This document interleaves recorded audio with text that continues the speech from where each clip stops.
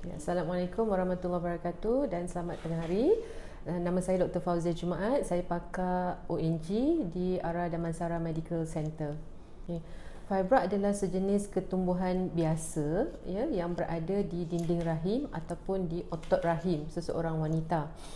Ianya boleh tumbuh di dalam rahim seseorang wanita, terutama sekali di dalam lingkungan umur reproduktif ataupun di dalam lingkungan umur yang subur. Jadi fibroid ini terdapat beberapa jenis bergantung kepada lokasinya, iaitu di submucosa ke ataupun subserosa, intramural ataupun pedunculated. Jadi bahaya atau tak bahaya fibroid ini akan bergantung kepada kedudukan fibroid ini dan juga apakah gejala yang dialami oleh seseorang lah. Jadi terdapat beberapa gejala sekiranya seseorang wanita mempunyai fibroid. Gejala yang berbahaya antaranya adalah sekiranya seseorang itu mempunyai pendarahan head yang begitu banyak pada setiap bulan, atau mungkin seseorang itu mengalami senggugut yang sangat teruk, dan juga seseorang itu mungkin mengalami rasa senak yang terlalu kuat di bahagian bawah abdomen. Sebenarnya fibroid ni dia bergantung ya ataupun berkaitan dengan hormon kita yang dipanggil estrogen. Jadi wanita-wanita yang di dalam tahap kita panggil reproductive age ataupun kesuburan yang tinggi ya, iaitu sekitar umur 20 sehingga 40-an ya, tak sampai 50 lagi, memang ramai yang akan mendapat kita panggil fibroid inilah. Sebenarnya fibroid itu sendiri yang menyebabkan seseorang itu mempunyai gejala yang teruk seperti ini, dan tidaklah ada kaitan dengan pemakanan seseorang ya.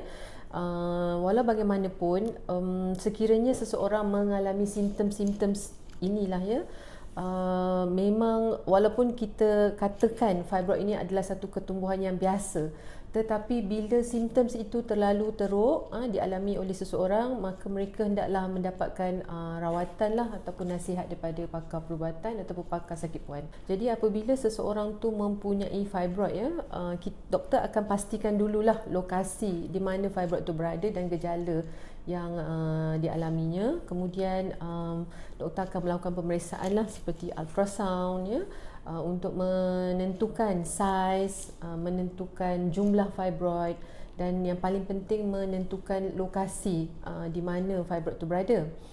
Pada masa yang sama, sekiranya pesakit ini mempunyai kata penyakit buah pinggang ya, perkara pertama yang harus dilakukan oleh pesakit ini adalah mendapatkan dahulu nasihat ya daripada pakar buah pinggang untuk memastikan apakah fungsi ataupun tahap buah pinggang ini sesuai ataupun tidak untuk pesakit tersebut hamil. Jadi itu yang pertama sekali.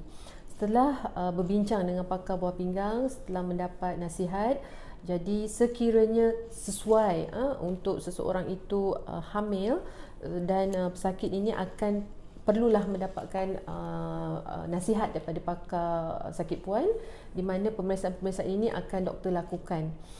Setelah pada itu barulah perbincangan seterusnya akan dilakukan kepada bersama pesakit dan juga ahli keluarganya, sama ada sesuai ataupun tidak wanita ini untuk hamil. Kenapa penting untuk seseorang wanita yang mempunyai masalah buah pinggang untuk orang kata hamil ni perlu berjumpa dengan pakar sakit puan dahulu? Kerana penyakit fibroid ni sendiri sekiranya terlalu banyak ya, mungkin dia akan menghalang kepada implantasi kita panggil embrio tersebut di dinding rahim tersebut. Okey. Pada masa yang sama, sekiranya terlalu besar kita panggil fibroid tadi, juga mungkin memberi kesan kepada kedudukan bayi nanti. Jadi fibroid itu sendiri memberi masalah dah kepada kehamilan. Ada juga kes-kes tertentu di mana seseorang itu menghadapi ataupun mengalami keguguran yang berkali-kali sebelum didapati rupa-rupanya dia mempunyai fibroid yang berada betul-betul di dalam dinding rahim.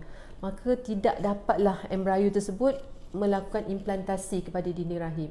Jadi penting untuk setiap pesakit ataupun wanita memastikan dahulu general condition sama ada tahap kesihatan normal ataupun tidak, dengan memastikan penyakit-penyakit lain sama ada sekiranya ada terkawal, dan pastinya sekiranya mempunyai seperti fibroid ataupun mungkin penyakit lain seperti cyst, dipastikan dulu dengan pakar, barulah kita akan benarkan seseorang tu untuk hamil.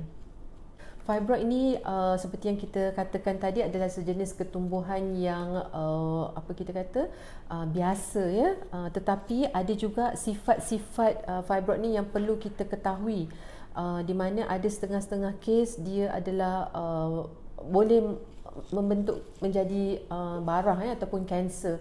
Jadi itu walaupun begitu peratusannya sangat rendah, tapi sekiranya berlaku dah pasti boleh menyebabkan maut.